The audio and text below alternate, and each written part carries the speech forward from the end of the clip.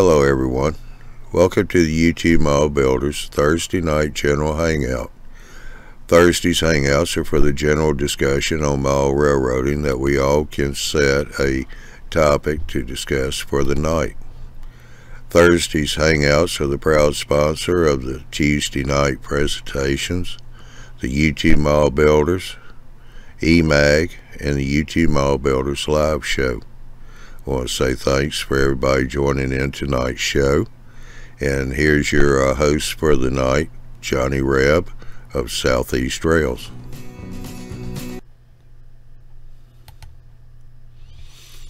Well, howdy. Let's see here. Okay. Well, welcome to the Thursday night show. Hope everybody's doing well. So you got quite a few. John K is in the chat tonight. Hadn't seen him in a while. Of course, we got Ron from Down Under. Yeah. And Mr. Sparky 107. Well, Andy, have you made it to the show yet, or are you still on the road? Yeah, he just said howdy in the chat. Andy did? Yeah.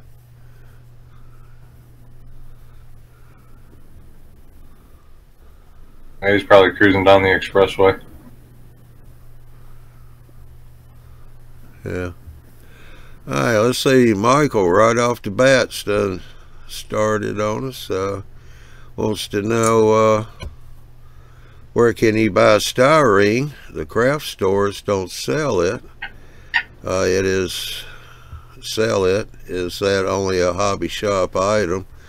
Well, no, Michael, you can look it up. You probably have got a couple of companies around you there that do sell styrene. They'll sell 4x8 sheets, and they will cut it for you, so make it easier to carry. But yeah, hobby shops normally are the ones that carry the kind of styrene we use for modeling. You might try Hobby Lobby online, Horizon Hobby, any of the RC hobby stores. Also depends what he's looking for, because the for sale signs can be used sheeting. Yeah, they're pretty thin, but yeah.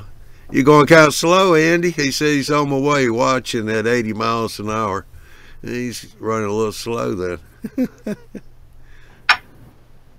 What's the matter? You trying to clean up your chocolate milk?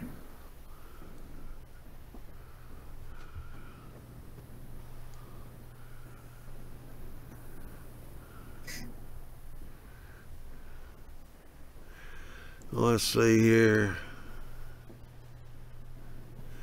Sparky 107. Now, Johnny, I heard a rumor this show was going to stop. Well, I don't know where you heard that rumor from. I certainly hadn't heard it yet.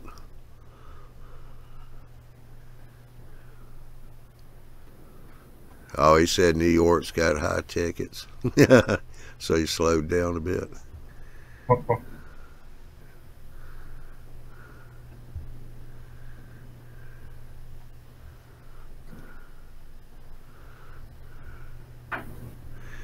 Let's see, Lee, he's asking where can you get a stencil for railroad crossings for the railroad. I think most people usually make theirs, but might check with online, see if you can find some stencils. What's that one company that Gina uses for road striping? Well, if you hadn't asked, I could have told you. Highways and byways. Okay. Highways and byways, I know yeah.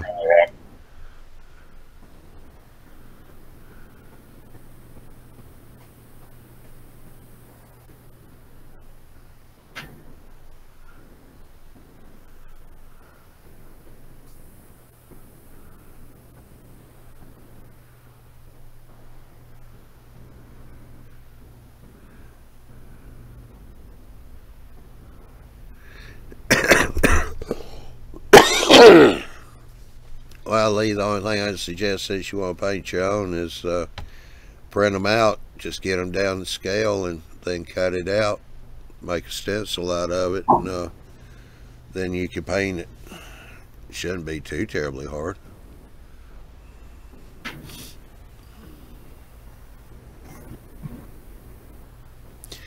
I know one good thing. One thing, it was since I was out earlier, I didn't realize my camera was off. I was out running errands. I decided I better stop by the studio. And I guess Big Bill, when he left, figured nobody's coming in since they're all going to be at the show this weekend. He turned the thermostat down. It was cold. So I had to turn it back up so it'd be warm when I walked in here tonight.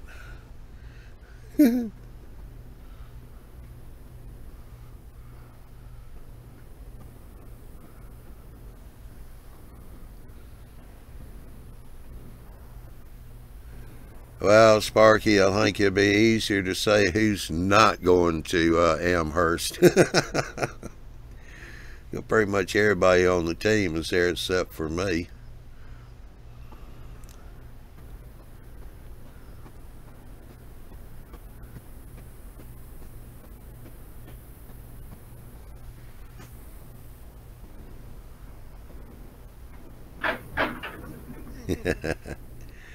Smart out, Bob. Yeah, AJ said he's not going to Amherst.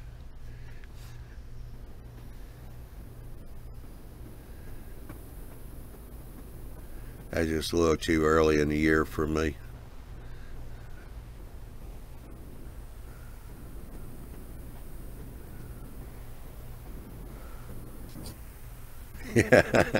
Yeah, Ron, I'd say that is a little far to be swimming.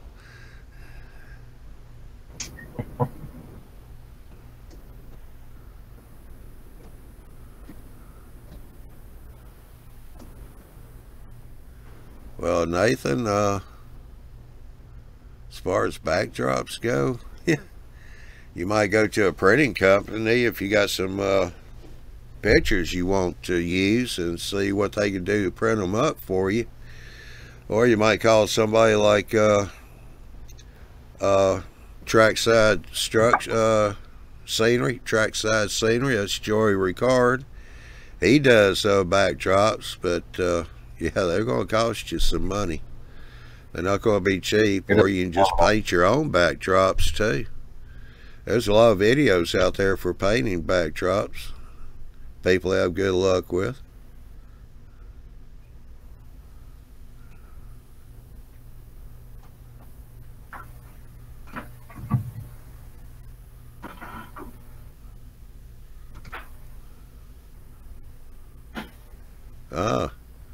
Ethyville said he and his family go to the show. They carry stools with them for the kids, so that way they don't have to pick them up to see all the layouts. He said big thumbs up on the stools. Hey, Ari, you can come over here on the panel if you want to. Anybody that wants on the panel can come in.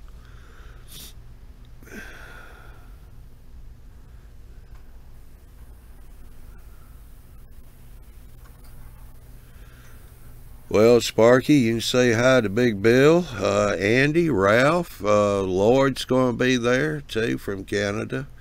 Let's see, who else? I don't know if Barry's going to make it or not. I hadn't heard him say anything about that, but you know, Miles, Hale, and Fran will be there. We got Mark, he'll be up there. Curtis. They're in on the nightly chats.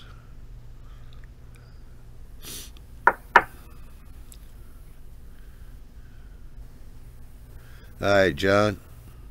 Make sure that house gets cleaned up good. He says he's off to do housework.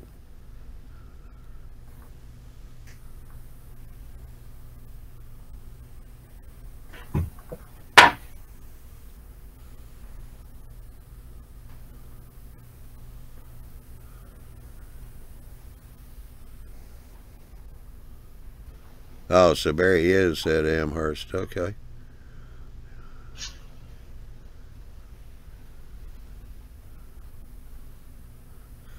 Alright, just let everybody know, Sparky said if anyone sees him, be sure and turn and run like everything. Nah. Sparky said if anyone sees me, feel free to grab a hold and say hi. Hey, Marty, how you doing? Hi, Marty. You're muted. Afternoon. Good evening. Get that coffee made. Got my cup of coffee made. Out of life support at the moment, so Yeah. at Amherst, but I'm definitely going to be at Kansas City. Yeah, I'll be at Kansas City too, so. I told Miles, I said, quite yeah, important. y'all say you're known for your barbecue.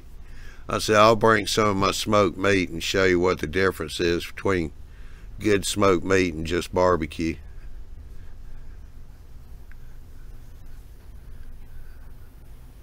Send out a general traffic warning because we arrive in Kansas City on the 3rd of August. There'll be someone who doesn't know that the car's back to front and driving on the wrong side of the road. Yeah.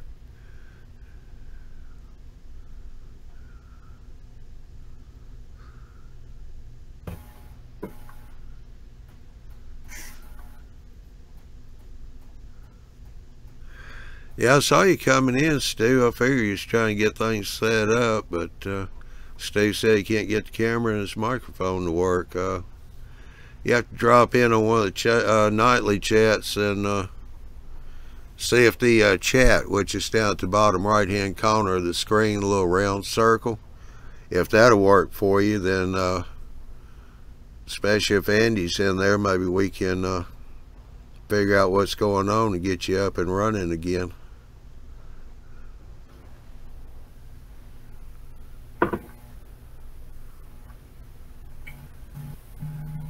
When is the Kansas City show? 5th, the convention's the 5th to the 12th, and the show's on the 11th and 12th. That's August. Yeah. Yeah, August.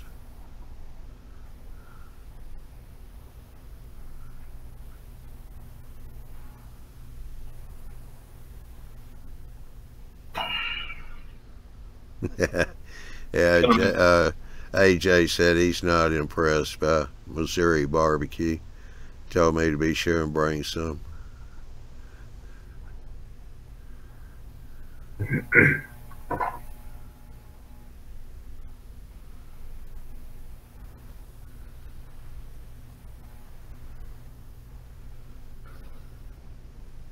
Love American barbecue, so every night in a different barbecue place.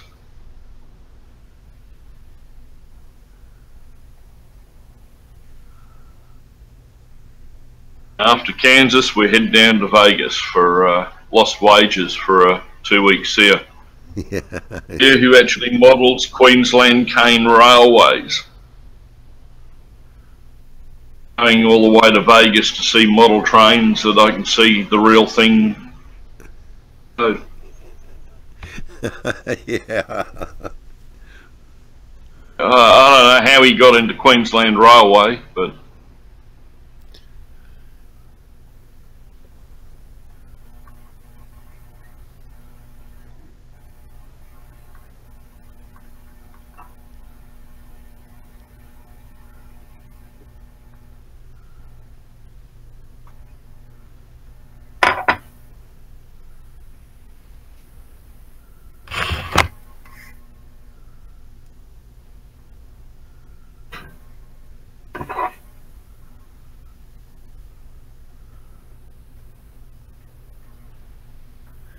No, I don't think there's going to be a tailgate party at Amherst, Sparky, but might look around and see. Never can tell.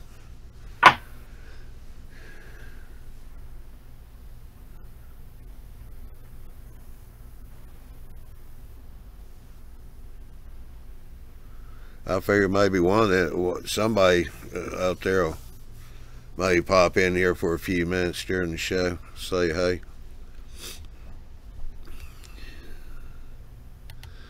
We'll wait and see. I may not be that popular anyway.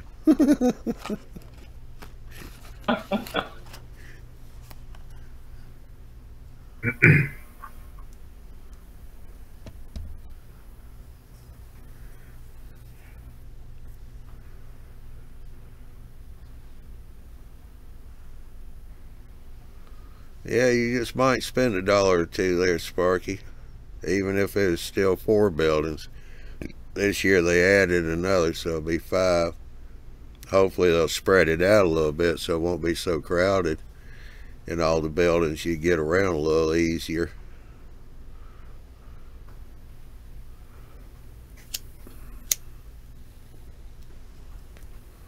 AJ, it all depends on who you're buying from. Because at the Fine Scale Expo that I went to,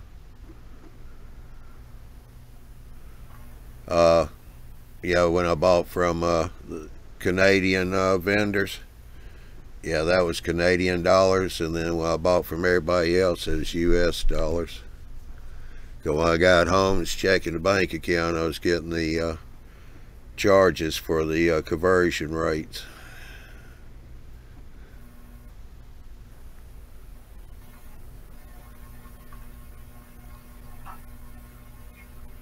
And Nathan's asking, how do you get good lighting on the layout? Yeah. Well, Nathan, if we had the full crew here, I guarantee you get 50 different opinions on that. You can check on YouTube for layout lighting, and the more popular way of going now is using LEDs, buying them from China in 15-foot rolls, and then buy the power supply for like about $30 to run them, and you get dimmers. But some You can people get different colors and sequence them, make day-night light sequence. Yeah. I just got mine last week before the show last Thursday, and it was a 16-foot roll, and the power supply was $9, I think. Okay. Are they one color or bicolor? They're one color. All right. So you just strictly have on off. Yes. Yeah. Because some of these guys are buying dimmers to go with them, so they can, because they'll get the blue, daylight, and warm white. Put 3 strings up, one of each color, and then they put dimmers on them so they can, like Marty was saying, they'll change them to make it be like nighttime, early morning, early evening, stuff like that. Like I got them for lighting the structure. Since they're three LEDs, I kind of went down that avenue to try and light the inside of the buildings. Yeah, if you buy those long strips, they're 15 meters, so that comes up 16 feet right at it. They're usually wired three LEDs in a section. That way you can just cut them off and put the wires on the connector pads to power them up, or either just power the whole string at one time. Well, that's actually kind of a good question that I have tonight is how to turn on and off. Should I just go get an automotive 12-volt toggle switch? That'll do it. Just kind of put it in line of the after the power supply. Yeah. Yeah, the output of the power supply off to the LEDs, and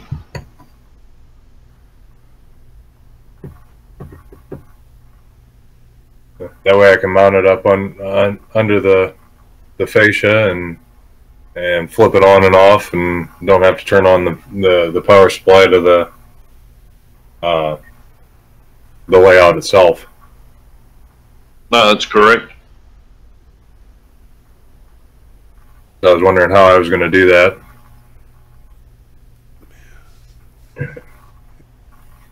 Yeah, also, Nathan, people have used fluorescent lights put tube lights up under the valance if you're trying to light up the layout. Some people have used spotlights just to accent certain areas of the layout. I actually have I ended up getting rid of my turtle a few months back, and I took one of the spotlights from the tank that I had and just hung it right above it. So it's kind of like one of those old school work lights. Yeah. With the metal shade around it.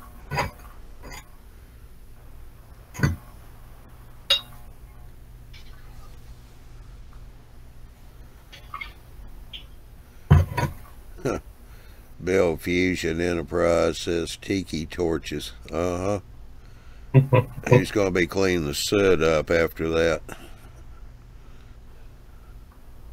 So they're the LED spotlights I've got on the layout, and then when the valance goes up, there'll be coloured ones that'll dim and give you the effects. Yeah. Okay. Going to be the highlight. You got track lighting, right, Marty? Yeah. Track lights with LED bulbs in them. The LED seems to be the way to go, so you don't have, so you can cut down on the heat. Some of those spotlights can get pretty darn hot.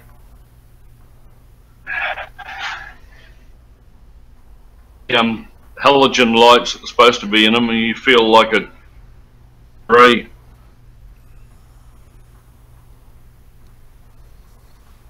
Yeah. Feel like a French fry bacon under them for a long period of time.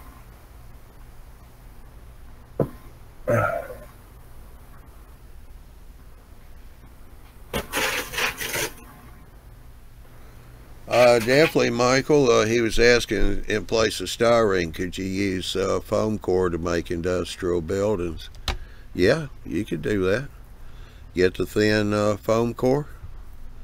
It makes good rigid walls. A lot of people use foam core just for the base of the buildings too. Doesn't matter if they're styrene, plastic, hydrocal.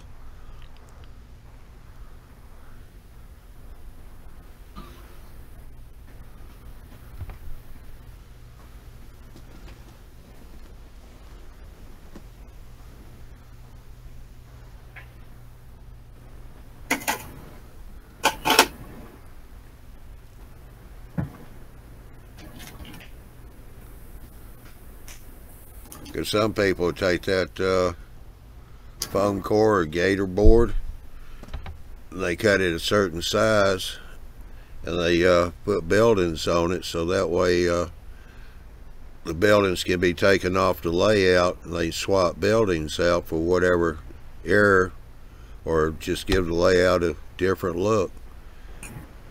They make a spot that same size in the layout, so they can swap the buildings out.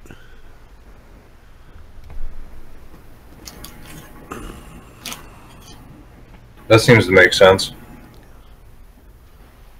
Because, you know, if you stare at it too long, you're going to kind of get bored of the same thing.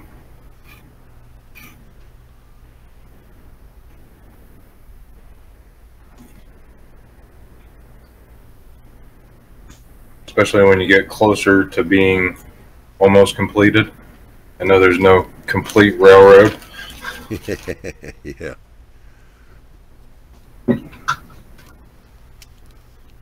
When it's complete, then it comes out the chainsaw and the sledgehammer. Yeah, Jerry says cereal boxes work good too for doing buildings. Yeah, people have used the cardboard cereal boxes or product boxes to make their buildings. What I use most of the time people use those just to do mock-ups because it's real cheap and easy to get. Kind of easy to work also. Yeah.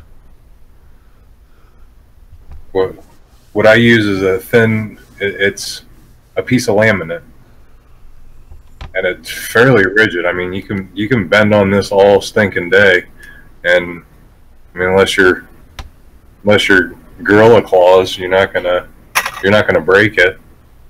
And I was able to scavenge that out of a dumpster from work.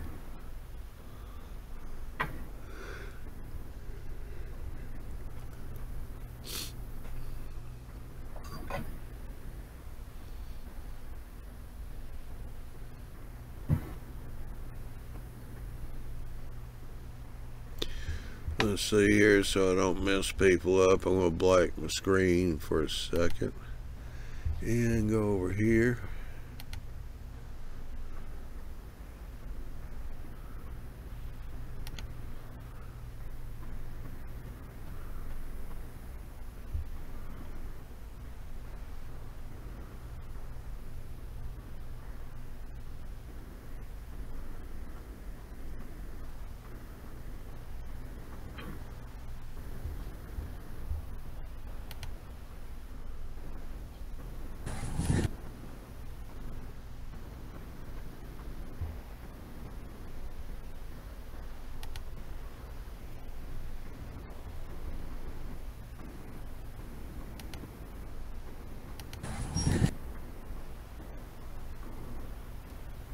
Well, that's not working. So we'll just have to do it this way, I guess.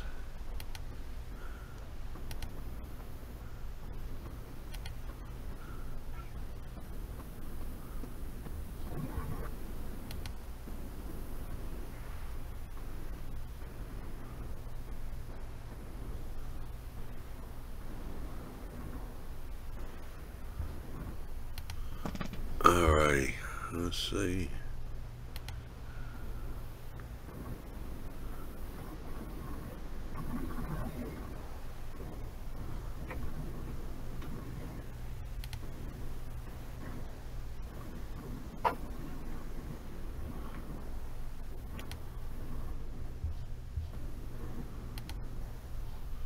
Alright, somebody. Well, let me turn my camera back on because you can't see without the...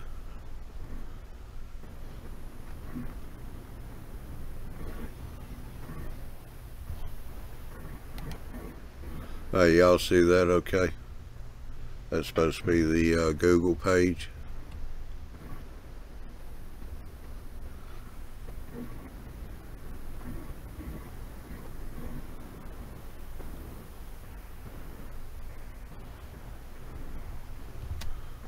Or can you hear me? It's kind of blurry. Is it? Anyway, I was just showing Ron Perry. People have asked in the past how to do willow trees, and Ron has got a post here in G Plus for making willow trees. Well, it's a replay of somebody else, I guess. Looks pretty good, what I see from here. When did he post that video? 4 days ago. Okay, I haven't caught that. I think I saw that on this morning. I've been catching up on videos. Yeah, it's JASM replay. Scratch made willow tree experiment.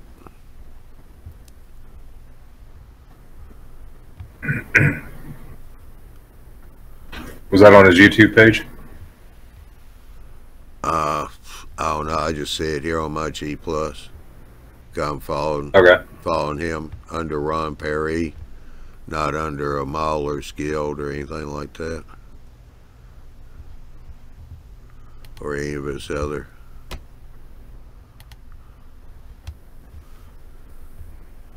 Thought I'd just show that off, seeing that we have had questions in the past. Howdy, howdy.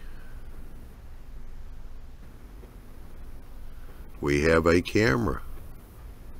How about a microphone? Yeah, I think so.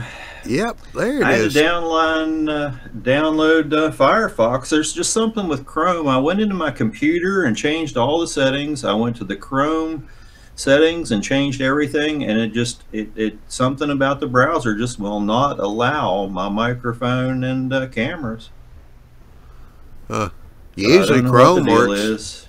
Yeah, usually Chrome works better for everybody. Firefox. Yeah, well, it always did me in the past till I had to, had computer problems and had to revamp this older computer and bring it up. And I've tried to take Chrome off the computer and re-download it. I've been through all the settings 3 or 4 times, and they're keeping my setting when I change them to allow everything to happen, but when I bring you guys up on the browser, it says it's not accepting it. So anyway, Firefox is my new best friend. Yeah, because I try to use Firefox and it won't let me.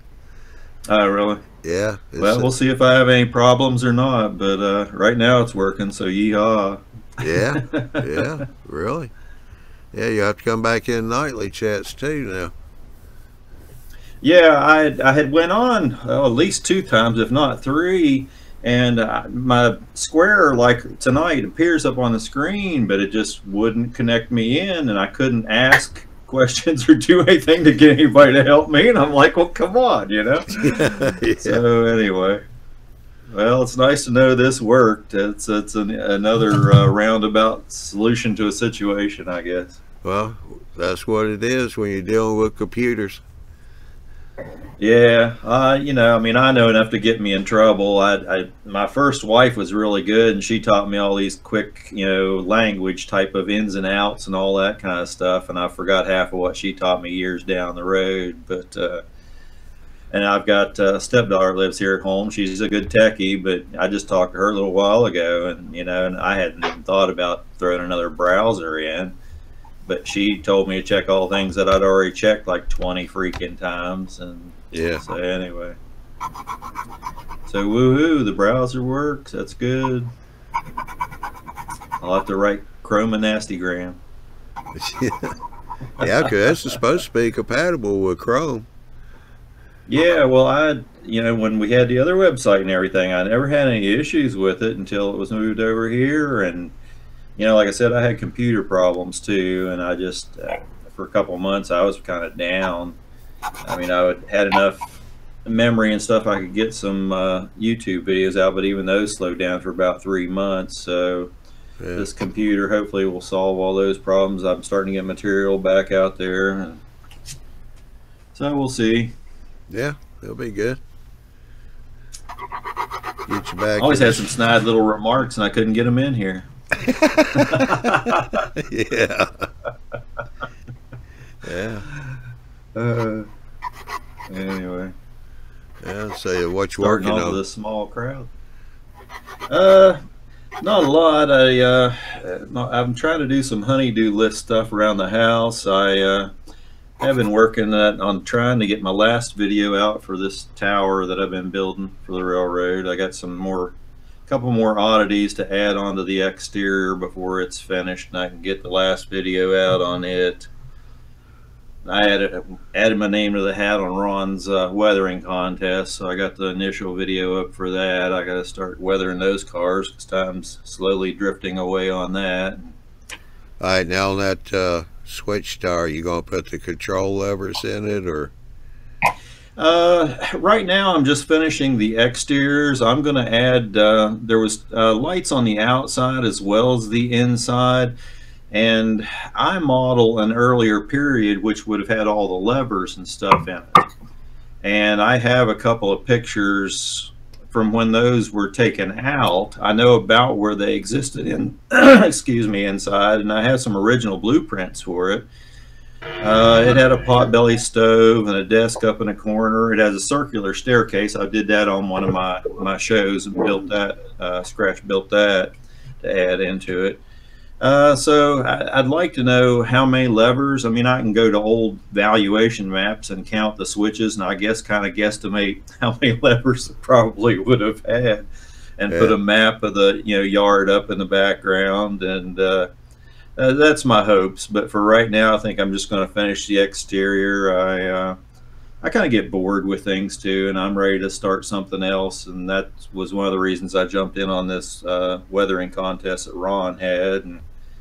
And I've got my next building. I'd like to start the exterior bit. It's quite a big build, and got a lot of people that just ask me questions. A couple people asked me tonight, well, I've got this building, how do, he has a picture of it, how do I go about building it? So I've kind of alluded to those things in previous videos that I've done, but I think what I'm going to do with this next build is kind of open it up and show people the blueprints, the pictures, and the stuff that I'm working from, and allow them, you know, a couple of weeks in between videos, all right, they can go find that stuff for a building they want to build. And then my next build go into doing, all right, now this is how I lay out my walls. This is what I do. These are the materials. This is where I get the materials. And now, you know, you've got a week to lay out your walls. And if they have questions, they can correspond with me through the statements at the bottom, and we can help each other. And yeah, I would like for people to jump out there and do this kind of scratch builds for prototypical buildings. A lot of people are just scared to death, and it's not that big a deal, you know. Yeah. It's just people just need to do it. You're not going to learn how to do it unless you just do it. So that's how you learn, is just screw up a couple times and oh yeah, I screw up daily. Garbage and do it again. Yeah. Oh yeah. I mean, I've been doing it for a long time. I mean, I still make mistakes, and and it depends on where it's out on the layout. You know, if it's up front in the layout, I get really particular about tiny details and everything, and I want everything perfect. But if, like this tower, it's on the back of where our club layout is, and nobody's going to be that close to it.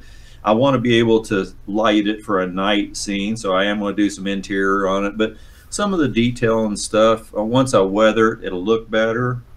Yeah. But you know, some of the tubing I ran for conduit, it's a slight bit bigger than what the actual conduit was on the build. You know, just little things like that, that if you're really a stickler, like Vandy was looking this and looking at next to a picture, he could probably find plenty of faults with it. I mean, I see them too, don't get me wrong.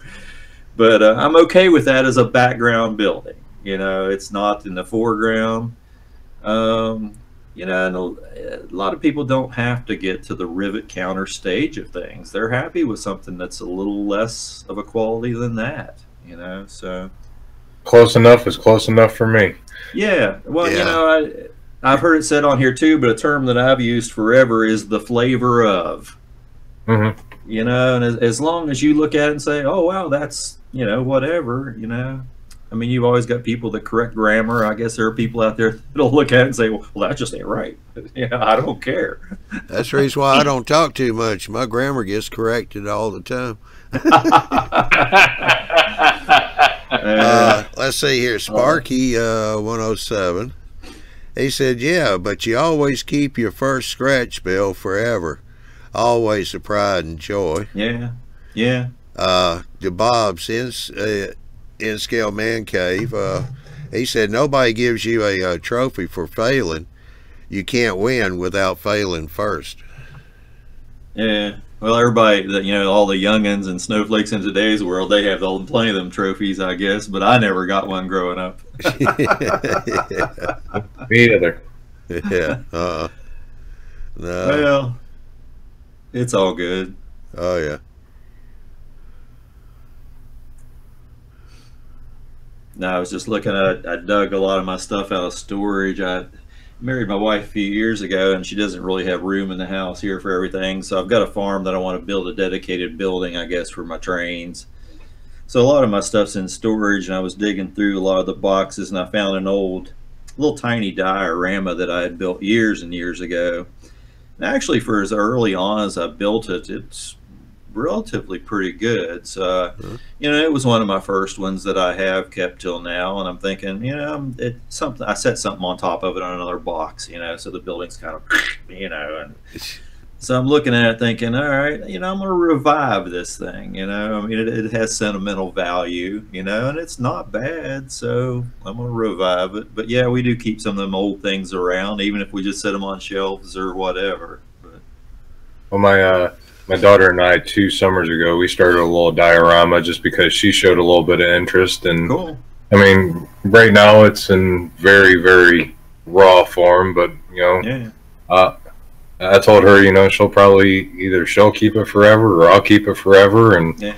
You know, it'll always be that moment where, you know, we enjoyed that time together and spent that time and invested in each other. Yeah. Well, and it's instilled an interest in her too. You know, I mean, it's a lot of younger people aren't in the hobby. Through all the organizations I belong to, anytime have an opportunity to spark something like that with somebody of a younger age, and it's something we all need to do. You know, being family makes that even more special. But Yeah. It's so cute. I got a 2-year-old that climbs up a little step stool and starts peeking over, and yeah. she stands up at the top of the basement steps and goes choo choo. Yeah. Yeah. And hopefully she's just as enjoying years down the road as she is now. Yeah. Anybody that has little kids, I make sure I get them Thomas at an early age. I mean, I start instilling that want of training. So they probably cuss me in later years, but I always tell them though, man, there's a whole lot worse things they can be into than playing with toy trains. Yeah, really. I mean, they could be eating Tide tablets, I guess, or whatever the new crazes are. There's crazy stuff out there, kids nowadays. Yeah. I was talking to someone at work the other day. I'm like, you know what? An Amazon gift card would be awesome. That would kind of feed into my model railroading addiction. Yeah. I can go into any store. I don't care if it's something like that or Lowe's. I can always find something in any store that works for me with this hobby. Go to Dollar Tree. I mean, Dollar Store. Yeah. Yeah. Yeah. Anything in there. Oh yeah. People Yeah, give me a hard time when I go to Go ahead. Sparky 107 said his little girl tossed Thomas to the side and she went for his big locos. Go girl. Yeah, that's cool. Yeah. Well, he drags her around where she sees the real thing too. So that's just to see toys and play with them is one thing, but man, when you can stand beside a real locomotive and your eyes get about that big around and like, wow, that's. Well, not only stand next to it, but be close enough to feel the vibrations and smell the diesel and or smoke, whatever you may be next to. I was kind of disappointed. I got caught at the tracks the other day at heading into work, and I was too far back to actually see it go by. I was like 5 or 6 cars behind. I'm like, oh man! Not only caught by the gates, but I didn't even get to rail fan it. Yeah. I'm not a whole lot on a lot of the newer stuff. I enjoy watching it, don't get me wrong, but I don't pay attention to the details. I'm more of a Steam person. I was born in '59. That's the last year Steam ran here, so I don't even remember it. But that's what my whole focus is on, really. And when I go to look at something that if I would see a steam engine go by, yeah, I'd get as close as I could. But the diesels don't thrill me as much as they do, a lot of people now. Well, not only there's so much mechanicalness to the steams where all of it, and that's really the fun part of it, is seeing everything moving, and there's something to it. Yeah. Yeah. Well, I guess I'm kind of telling my age, Sam, because I remember growing up seeing steam engines still running up and down the railroad. But I mean, there's steam close to here, but yeah, my grandmother, where they lived, there's some railroad tracks just up at the end of the street there, and because they were off a main road, you could hear those trains, coming, and I'd have to get her to go with me because I was too young to go by myself, and we get up there to the end of the street, watch those big steam engines come by, and I don't know, there's about 3-4 tracks up there. There's sidings, and for the longest time they had 2 steam locomotives sitting on the track closest to the street, and there's a couple tracks between that and the main line, and people bring their kids up there, and we just climb all over them steam engines, get all up in the cabs and everything else, and they stayed there for a long time, a lot of years, and then one day they were gone. Yeah. There's some in West Virginia. CSX keeps abandoning more and more tracks, so the state of West Virginia has bought a lot of it, hundreds of miles over the years, and it's leased out to various other people. One whole line is leased out to the Allegheny in Ohio, the A&O. They go down in the gully where all the big coal fields were years ago, and still to drag coal out to meet CSX in Grafton. But the other line that breaks off that right down below the house here at Taggart Junction goes through Elkins and Burgoo and goes clear down to Webster. It's about 160 some miles of track. And it had a lot in the floods of 85. It had a lot of railroad washed out. And the same guy that leases that, I talked to him this last week because he runs excursions on several different railroads in West Virginia now, and some of it has steam. He took over Cass Railroad from the state and is running it now, which has all the shays that go clear up to the second highest point in the state. And you can take old back lines over the mountain and come down into another railroad that can bring you down to Elkins in the area where we're at. And recently they got a 280 that they're rebuilding now, and he has another short line that has about 5 or 6 miles in Durban, West Virginia, and he has the Durban Rocket over there, which has a couple more like Heislers and stuff over there that he runs over there too. And they're slowly rebuilding track to connect all this, which is millions of dollars. But 5 to 10 years from now, you'll be able to come to this little tiny town in the middle of nowhere, and you'll be able to ride different trains for close to 5 days, and a lot of that will be steam, and never ride the same train twice. Huh. Yeah. It's really incredible. That'd be awesome. Yeah.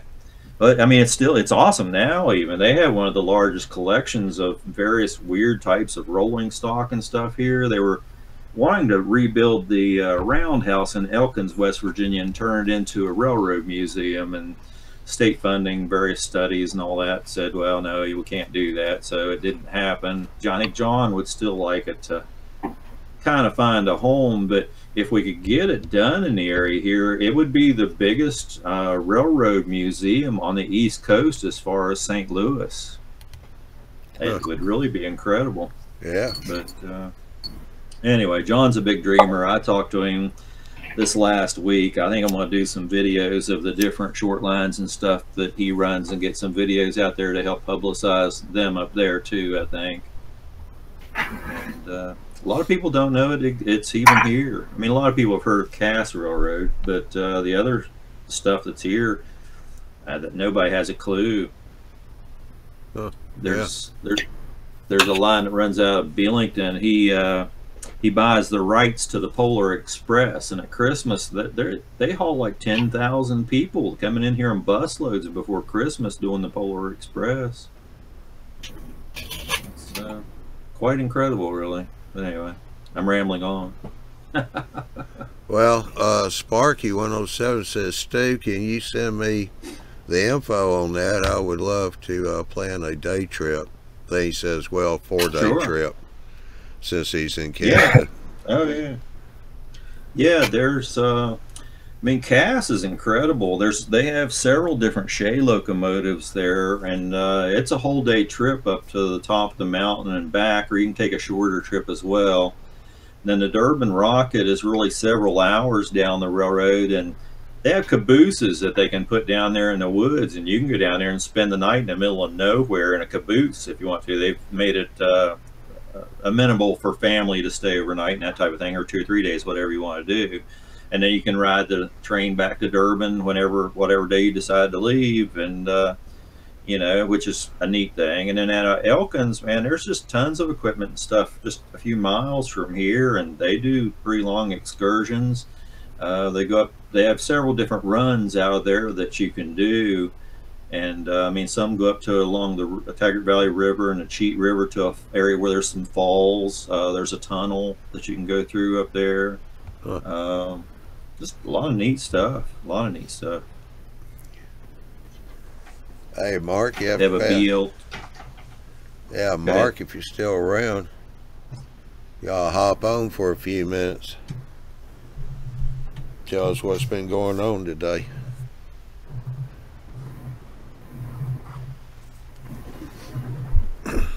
Mark's over here in the chat. He's over there at Amherst. Oh, cool. He just left Ralph and Lloyd and Big Bill and Robert.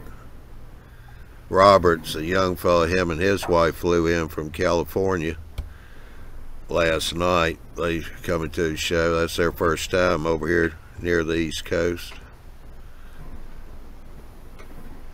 I don't know if they got any snow up there or not, because I don't think neither one of them has ever seen snow. I think it's supposed to be warm the next few days. I think they're maybe getting some rain. Yeah. Yeah, I heard rumors of rain. Yeah. We've got a little bit of snow left here, but by tomorrow it'll be melted. Where are you from, Stu? I'm in the middle of West Virginia. Okay. I'm right over here in smack dab in the middle of Ohio.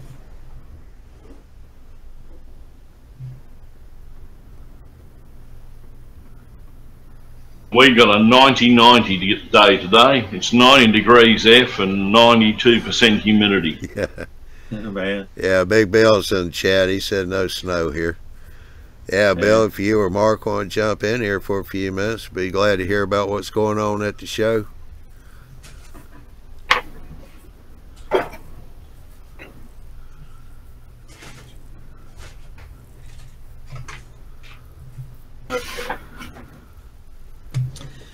I tried to get to several shows this year. It just didn't happen. I did make it to one small show down in Virginia. I did a video of some of the finds. I just ran onto a ton of just building kits and stuff for like $4 and $5. Just tons of kits. That's not really what I do, but I just couldn't pass them up at, you know, $3 or $4 a kit. I just couldn't do it. There's Mr. Bill. Yeah, hey, Bill.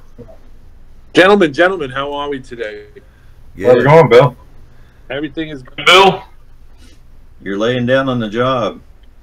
No, I'm sitting at the desk. There you go. Hey, I appreciate you turning the thermostat down in the studio, because I stopped by earlier and had to turn it back up so it wouldn't be so cold when I did the show.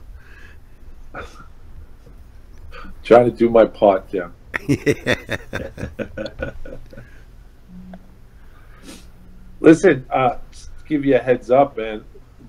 This time around up here, we did the clinics today, and they're pretty good. But what was I think that was really impressive to me was a lot of people were coming up to me and you know, saying that the YouTube Model Builder Show is like one of their favorite shows.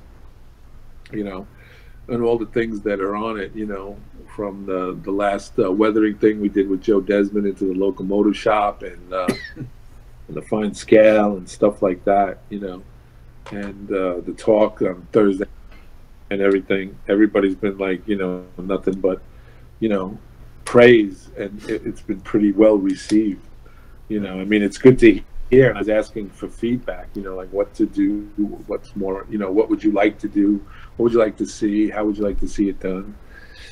You know, it was good. It was good feedback, and it was nice to finally put names to, you know, you see it in the Q&A, but you never get a chance to see them, you know, up close and personal. So it was, you know, it was pretty nice, and also very humbling, you know, that people would take the time and effort to say hello to you and, you know, reach out. So it seems to be a positive thing, John, you know, you know, and they're looking forward to more content and, you know, stuff like that. And I've been reaching out to them and, you know, giving them the business cards. I'm up here in Massachusetts, and I'm starting to talk like a Boston. Gave the business card, and they're accepting the cards. But, yeah, Mark said he was just hanging out with y'all, so I guess that's where you're getting that at too. Mark and Steve Atwell from Midwest Models Hobby Shop was with us, and Andy, another gentleman named Andy that I had met here 2 years ago. We had dinner together, so it was good, and we were talking about modeling and everything, and it was good. And Curtis came down late. you know. And Curtis came down, and then I met Robin and his wife. You know, that was good. And Ralph Renzetti came. And I'm wondering if Ralphie was going there. Ralph was here. Ralph is here, and then the man is tall. He's a tall man. Because we're used to seeing everybody sitting down, and, you know, so you meet him up close and personal, and he's better looking in person than he is on the screen, you know. So and all right, like Bill. AJ's. I got a comment for you. Said, "Careful, Bill. Next thing you know, you'll be cheering on the Red Sox." Nah. No. That will absolutely never happen. Now, Sparky. What? Okay, go ahead. No. Yeah. You know, the New England Patriots and the Philadelphia Eagles are in the Super Bowl. Yeah. And we are here in New England, Massachusetts, and you're our fellow YouTube modeler and director and all-around personality, Barry Roger, comes fully decked in Philadelphia Eagle gear. Philadelphia Eagle hat, Philadelphia Eagle jacket, and a Philadelphia Eagle jersey. And I said, and then walked out on the streets of Springfield, Massachusetts with it on. Does he have a carry permit? He says, what did he tell me? He says, I came in to chew gum and kick some butt, and guess what? I forgot the gum. Well, AJ said it was nice knowing Barry. Yeah, nice knowing Barry is right, you know. So, but I gave him a whole bunch of business cards to give out, and he's like, we talked to Mike O'Connell from Chooch. I approached him about coming on. He was very excited about coming on the YouTube Model Builders live. Not the live show, but on one of you know, I pitched the idea that you said, John. I told him that you came up with the idea of like the new show with me, and you know, doing that. Who's Big Bill talking to now? You know, and I pitched it to Miles and to Barry, and they were like, "That sounds really cool. That sounds really exciting." So it seems to be picking up momentum. You know, that's good. I think when I get back, we got to talk some more in depth, script it out. Yeah, we'll definitely work on it. I got a couple more. Real quick, Sparky 107. Back a few minutes there, we weren't talking about Ralph Greenwood. That's Ralph Renzetti, one that does the weathering show. And let's see, what was it? Oh, Bill. Yeah. Sparky 107 says, oh, Bill, if you see me at the show, can you carry around one of them booklets you got the other day from Poses? Oh, I didn't bring them with me. I think that's what he wants to know that. I think that's what he was talking about. Yeah, I didn't bring any of those with me. I'll be more than happy to mail one to you. Well, they got the online, so he can go online and look. Yeah, no, you can do that. But if you'd like the book, I don't have a problem mailing it to him. You know, I didn't think to bring it up here because, you know, I don't know why. There was only 4 of them, you know, so I didn't think, you know, to bring them. So yeah, Sparky, I don't think they're going to be at the show since if they're in Turkey. I don't know if they are going to. They might have a representative here. You know, they might have a representative. I'm not sure if they will have somebody. I know that some of the like Strike Force Hobbies up in Canada, they have their products on hand. They're one of their distributors, as a few other hobby shops. But I know Strikeforce Hobby Roo, who runs it. I've seen it on their website, so you might want to check them. And they're right there in Canada. Sure, the shipping cost, would be minimal, but I don't think it would be a lot. And I believe that if he couldn't, if he had an item and he didn't have it in stock, Strikeforce Hobby, I'm pretty sure that they can get it for you. Yeah. To Bob, wants you to say hi to Shane Wilson at Scale Trains for him. I will. Because me and Shane are like, Yeah. actually, we're really like this. Well, him and Shane are pretty good, but that's only because Bob sprayed him with some super glue and then he got right beside him. So that's how come they stick. Let me. Yeah. Is James Wright coming to the show? I don't know, Bob, if you heard that. Is James Wright going to be at Amherst?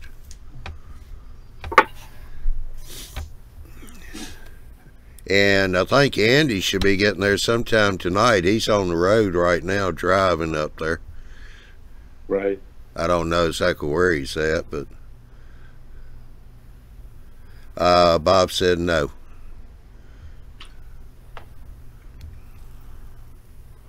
No James Wright. No? No. Oh, Mark is going to be very, very disappointed. The burning question, Bill. Who's the shorter, Barry or Mark? Who's the what? Who's the shortest, Barry or Mark? Mark. Yeah, really. Mark. But what Mark lacks in physical height, he makes well up in a big heart and grand stature. Yeah. He really is. He's a nice guy. I mean, really. Yes, we all know that and if you're listening, Mark, and he's upstairs on the 10th floor, so you can come downstairs because you've been to the hotel room, knock on the door, and I'll tell you right to your face. He's a pain. He's a pain. But his heart is in the right place. He really is. He brought a bunch of cookies, and he interacts well with everybody, and he really is. He's a great guy. And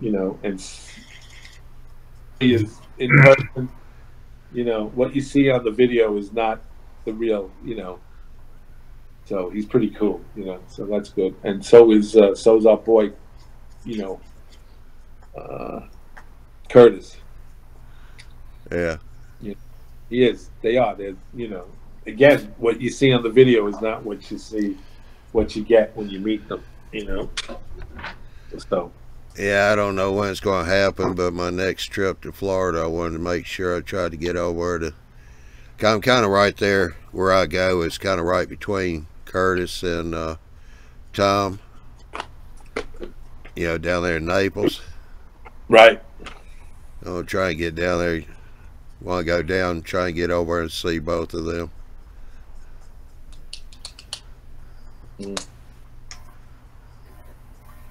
Yeah, Mark's just put up a bunch of smiley faces.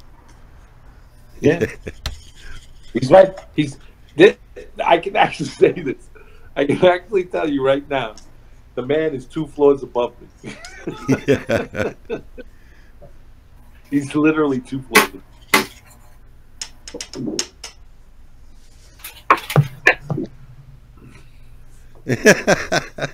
Okay, Bill Sparky 107's got up here. Is Curtis as loud in person as he is on his videos? And I hope he didn't bring his cowbell. His cowbell? Yeah, he rings a cowbell at the end of his videos. No. Who? Curtis? Yeah. Curtis does the cowbell. Yeah, Curtis does the cowbell. Yeah. No, he didn't have the cowbell. He didn't have the cowbell. But, But, Sparky, when you get down there Saturday or Sunday, whatever day you go, I'm sure you'll meet Curtis. You'll find out for sure.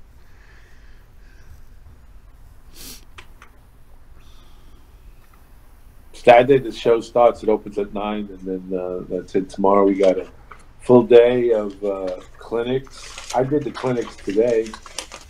Pretty cool. I did the we did the washes and the chooch thing with Mike O'Connell. I did adhesives with Miles Hale, and weathering a plastic structure. Oh, here's my plastic structure.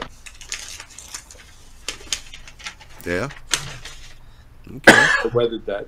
Steve Batwell built it. He didn't want to do the weathering thing, so he gave me his thing, and I did the weathering. All right. Yeah, it was good. And then we had backdrops with Miles Hale, and then I did. I was the only guy.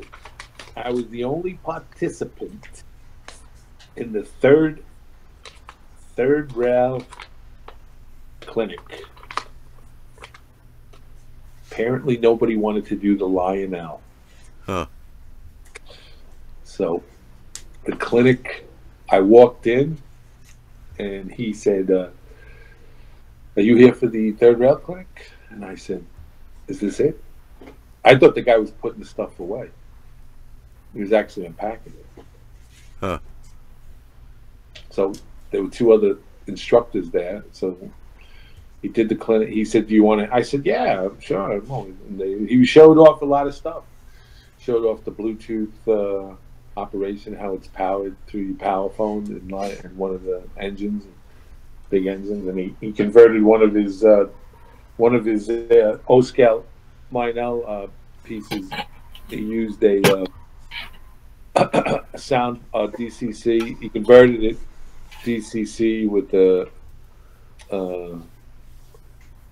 Sugar Cube speaker, and he had to rewire the heat sink and everything else into it so he could, run it, and powered it up, and it was pretty good. It was pretty good. Well, at that point, don't you almost feel guilty and shamed into staying? Yeah, kind of like that. Yeah, you're right. You're right. That's basically, like the guy was like really sincere. So how could you like walk out on the guy? Especially since you know that, I mean, like any of us, that's his passion, and exactly, you're right. You'd almost feel rude about walking out saying, "Oh no." Well, I have to be honest. When I walked in, they was like, they were just 3 men, and the instructor I recognized, So I sit down, and he's like, are you here for the third rail class? And I said, yeah. So he says, do you have a now? Nothing was said that we're going to do this class. It was just basically like a conversation. And he says to me, do you have a layout? And I go, yes, I do. And he goes, do you have a name for the layout? And I go, yes. And I tell him the name. So I made the assumption, and when you make an assumption, right? What the deal is with that. Oh, yeah. I start talking about the South Brooklyn Railroad, believing that there's not going to be a class, and he's engaging me in a conversation. So I'm telling him about the South Brooklyn Railroad and the idea and the concept of it, how I came up with it, how I planned it. There's an actual Bush terminal in Brooklyn, and I went on, and the guy sitting next to me goes, he looks at me and he looks at him and he goes, "Can we start the class now?" And that realization that it's not about you. Well, Dwight's having a fit. Can you show the free gift you got from Scale Trains? And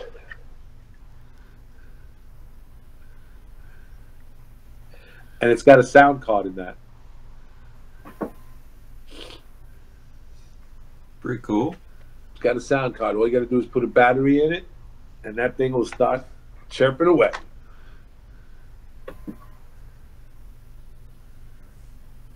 That's one of those intermodal cars, right?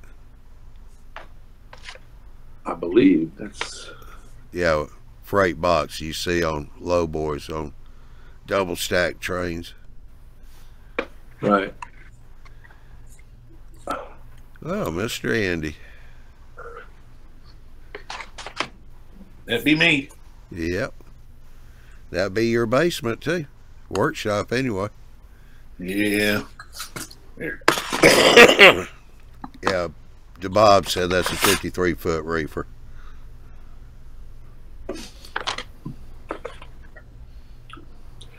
Yep, that is. It's a CIMC 53-foot refrigerated container, quick track, intermodal. 6108. It requires one 9-volt battery, not included. How dare they?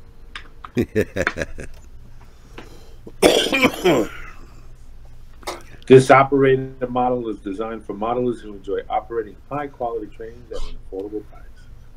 The CIMC 53 reefer containers features digitally recorded Thermo King refrigeration unit sounds, Thermo King refrigeration unit and fuel tank, molded end cage, separate door rods, stackable, compatible with 53-inch container. You know what, Bill? I tell you what you ought to do. What do I do? If you run into Shane Wilson at Scale Trains, just tell him that Bob said that he should have included the 9-volt battery with that. That's nothing new. Everybody who got that said the same thing. Well, he should have included an N scale one for me. That's what he should have included. These were given out in the packets when you came. The packet came with all this, and it came with all this literature from N scale and KD couplers and soundtrack product catalog and why your hobby is your passion, quality matters, Woodland Scenic. So they gave you a lot of material. Yeah, Sparky 107 said his Australian friend went to South Brooklyn and seen lots of old track and a park that used to be a rail yard. Yes, the Bush Terminal Park. They converted it to the Parks Department converted to a walkway. Right there, right on the water, you can see the old pier. Yeah, Bob said he's got about 15 of those containers.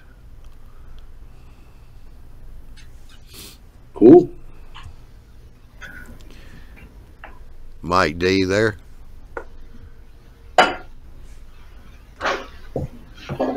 You see Mike D? Mike Dettinger? Yeah. Yes, I did. He's with Barry all the time. Okay. Someone's got to protect Barry.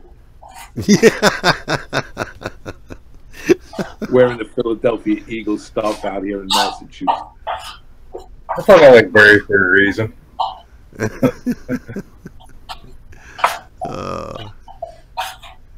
Yeah.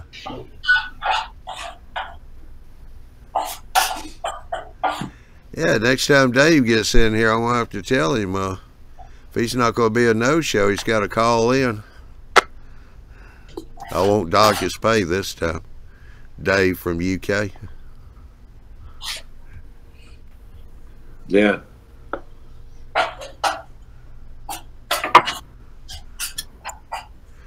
Yeah, I don't think everybody's wearing name tags there at Sparky, but... yes, we are. Oh, you are?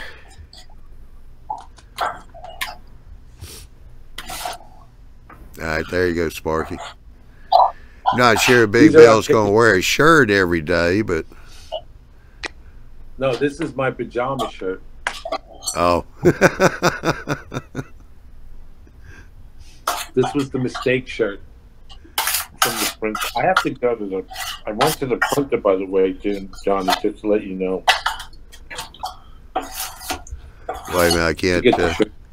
yeah, Andy, you'll have to mute your mic.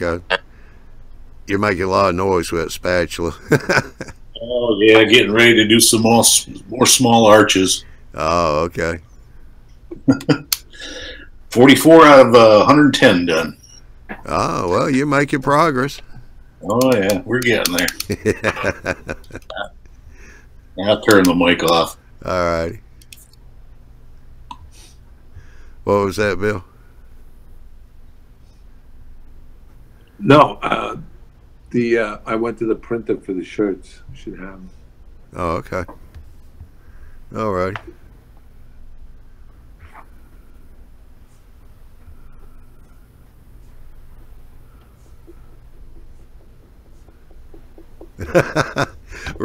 Ron down there in Australia said, I got 2 of their sound containers, meaning the scale trains. But I took the sound out and put them in semi-rig reefers.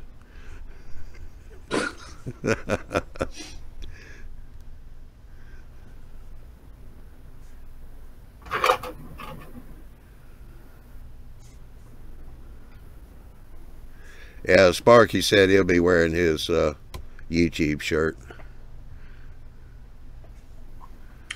Okay. He said it should be easy to spot in 30,000 people.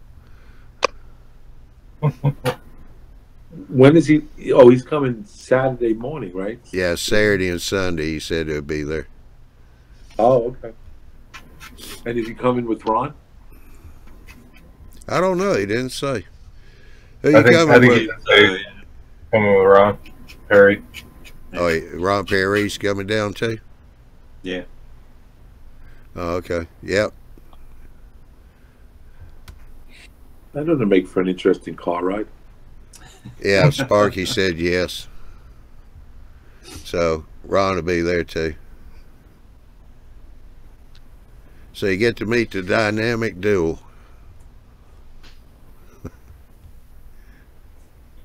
The show will be complete. It will. Yeah. Photo opportunity left and right. Uh-huh.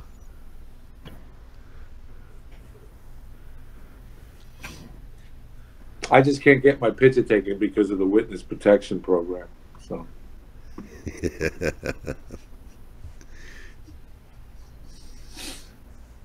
Yeah, I wondered why your glosses you usually pass out at the shows looked a little different. yeah. I got writer's cramp today, John, because I was signing so many of them. Yeah, the staff, here at the hotel.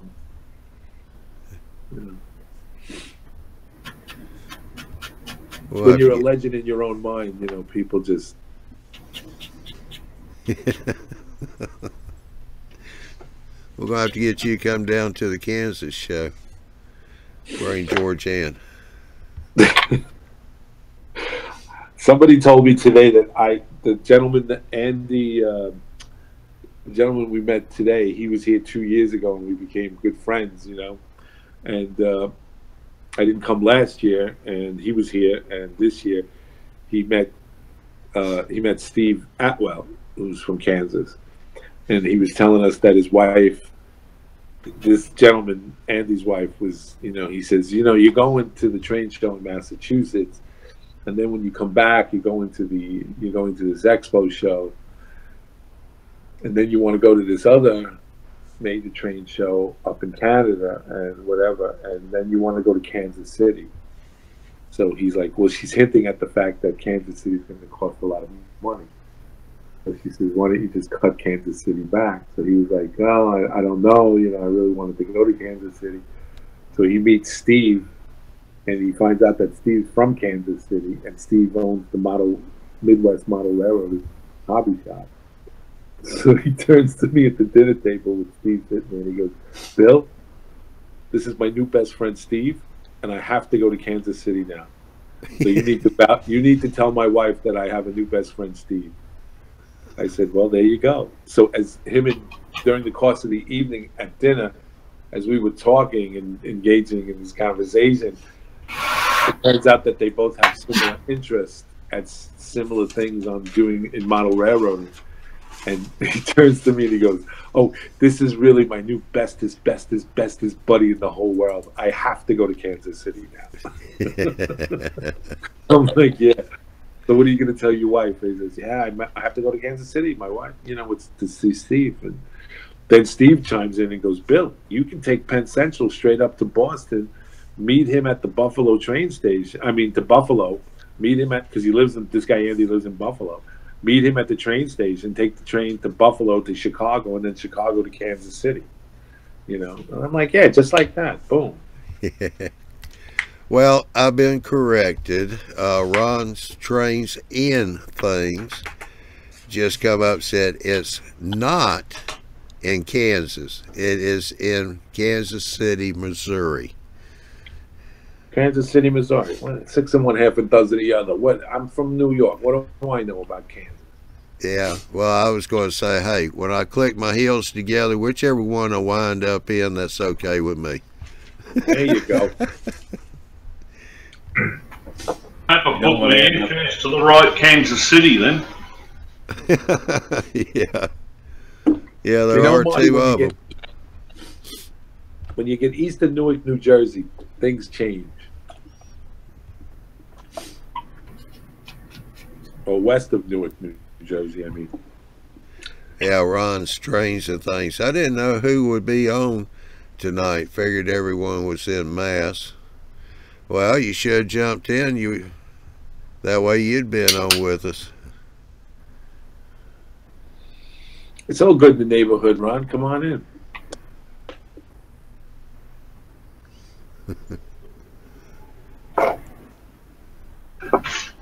You got me wondering now. I'm checking my flight details.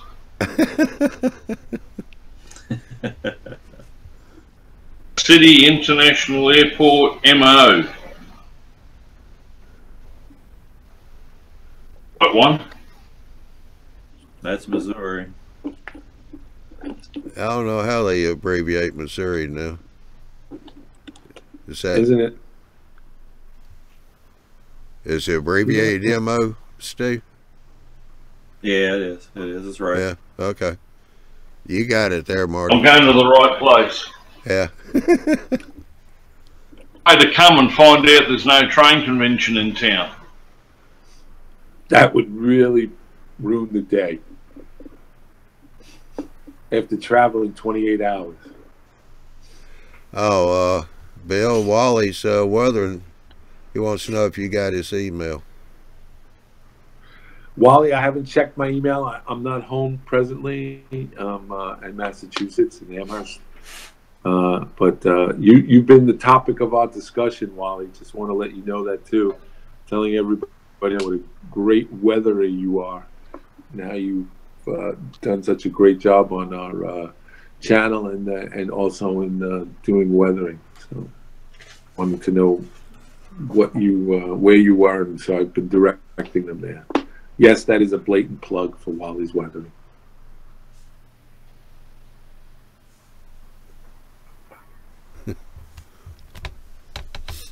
Yeah. I'll check the email. Let me check it. Man, this phone hot. Yeah, Stu, Sparky's asking what you working on at this time. Well, I had a couple things here I was playing with. Right now I'm just kind of laying out the basics of how I want to do my next 2 videos. I'm in the middle of finishing one, and I've got 2 more I want to finish up real quick. But if I'm going to have people build a structure at their home along with me as I do a prototypical building, I'm trying to figure out guidelines so I don't leave them in the dust while we try to accomplish this, because I've not known anybody that did this before. Yeah. So I'm just trying to figure out all the ins and outs and problems that could arise beforehand, and just making tons of notes right now. And there'll be some pop up that you didn't think about, I guarantee Oh, I'm it. sure.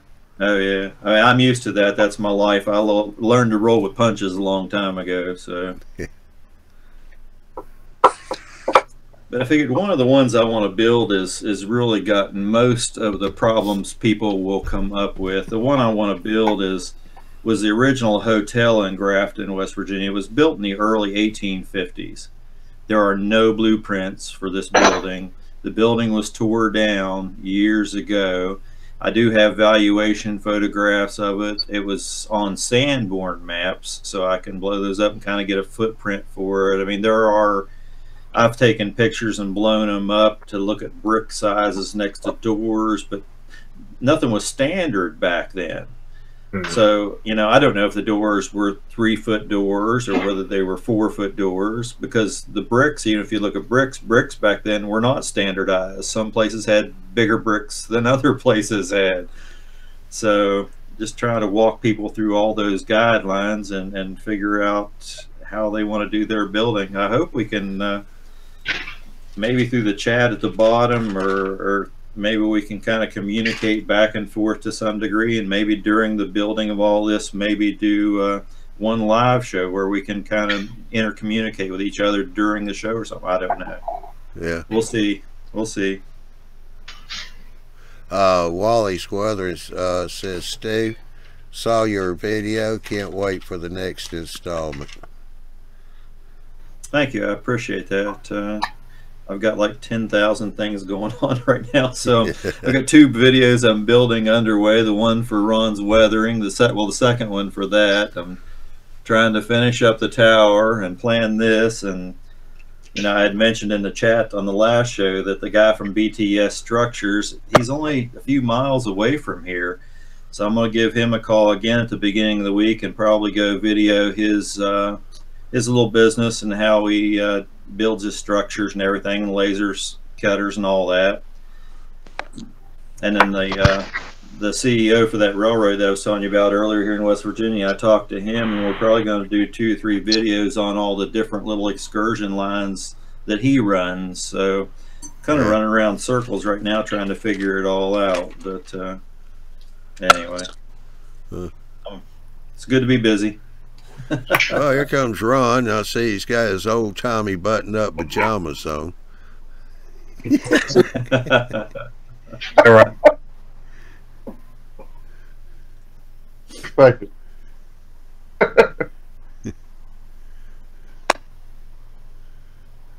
I better come in here and teach you all the difference between Kansas and Missouri. I've been in misery most of my life.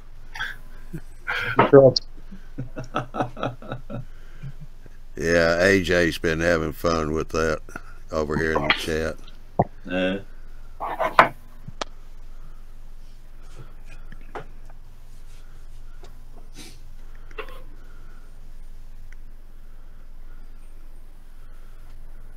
So how's contest going so far, Ron? You know, be pretty long. We're down to about the last 6 weeks, so it's really kind of just now really ramping up. Everybody's kind of waited till the last to start, or if they just waited to the last to start uploading videos.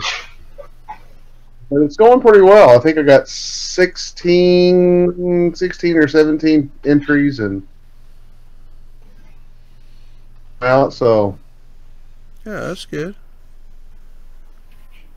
Well, hey, Muhammad, he said hello from Morocco. That's cool. A new one for us. Yeah, cool. Been to Morocco. The areas I was in, it was like walking back into the Bible days. I know there's some more modern areas too. I didn't end up in many of those though. Yeah. It was a neat country. I like Morocco. Yeah, we just got a little more mileage now.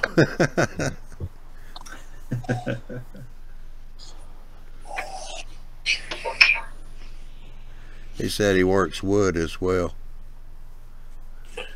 What time is it? 11:30. Guys, I got to run. All right, Bill, appreciate you coming in.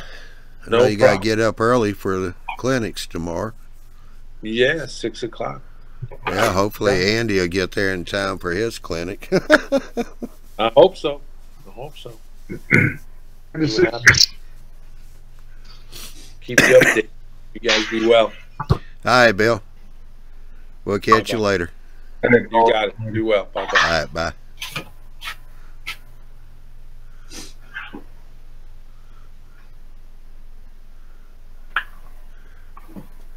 All right, AJ, we'll catch you a little later on.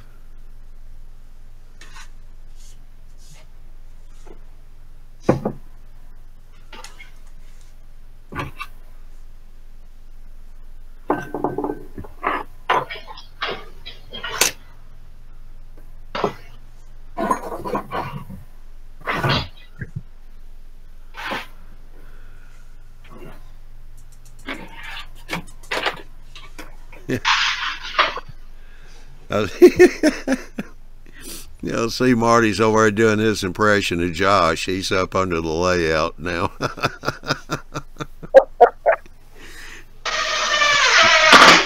You mean he's standing on top of the layout? Huh?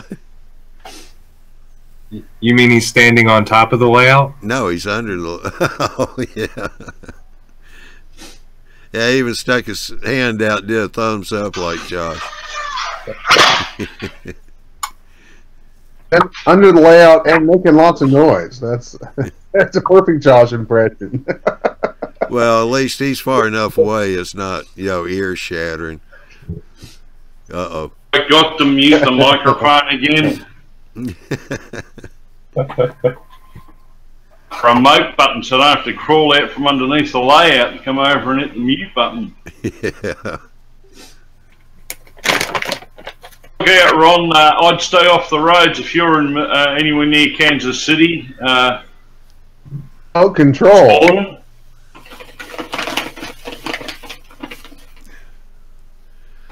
It's this morning, so there's a traffic warning's gone out in Kansas City for the month of August.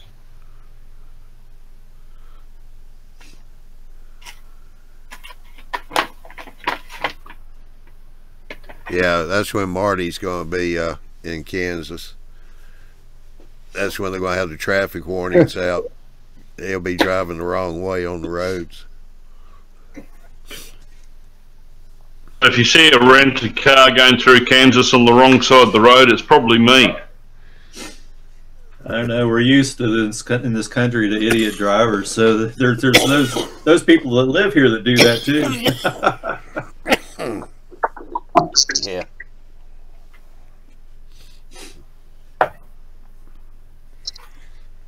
We're over there. We're going down the freeway. My wife rang me on the mobile phone from the airport. Can't drive anyway. There's the freeway the wrong way, and I said, "What? Just one?"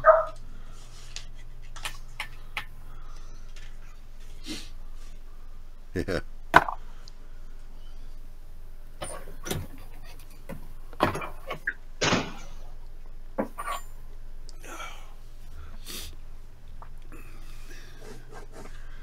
Well, I'll tell you what, we done hit the hour-and-a-half mark.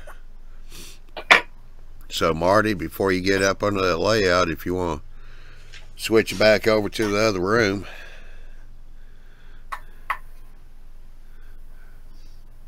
It'll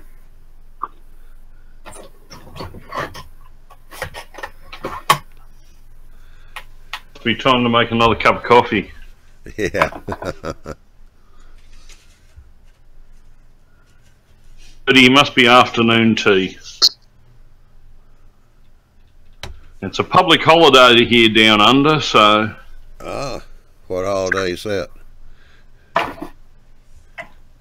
Australia Day. The what?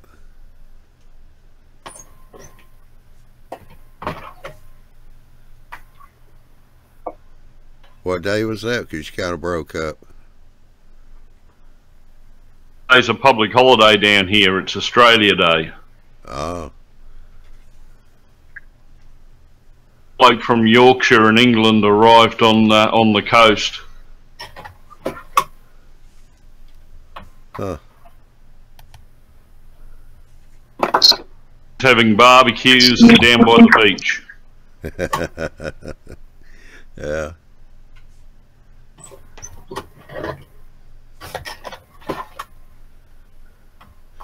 All right, well, I think I'm going to wind this one up. We done hit the hour-and-a-half mark here. Got an update from Big Bill and Mark. So, well, see you, Ron. Just pop right on out. And he's gone. Yeah. You gonna go back over to the main room there, Andy? Show him how to plaster.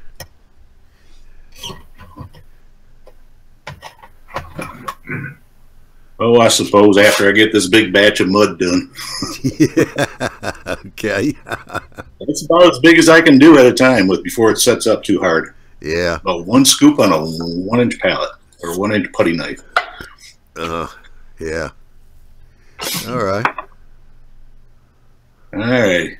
I'll be over there probably a little bit. Okay. We'll catch you there. Oh. Yeah, Ron's changed the thing. He says sorry his phone locked up. Reason why he kind of disappeared real quick. Alrighty. Stu, if you would, kind of hang around for a few minutes. I will do that. And we shall wind this one up. Get back over here. I want to say thank you to everybody for coming in tonight. And yeah, we've had a pretty good show, considering a lot of people are sitting up there in Massachusetts right now at the Elmhurst show. Jim, appreciate you being here. Stu, good to see you again. Yeah, it's good to be here finally again after all my trials and errors. Thank you. Yeah. It was nice talking with you. Yeah, Marty. Good seeing you. So we'll catch you over in the other room there. We'll transition over here. So go to YouTube, mallbuilders.com. There you can check the schedule for the Tuesday, Wednesday shows. Those shows are at 8 o'clock Central, 9 o'clock Eastern time. And Thursday show is at 9 o'clock Central, 10 o'clock Eastern time. Be sure and click on the eMag, sign up for notification when the eMag comes out.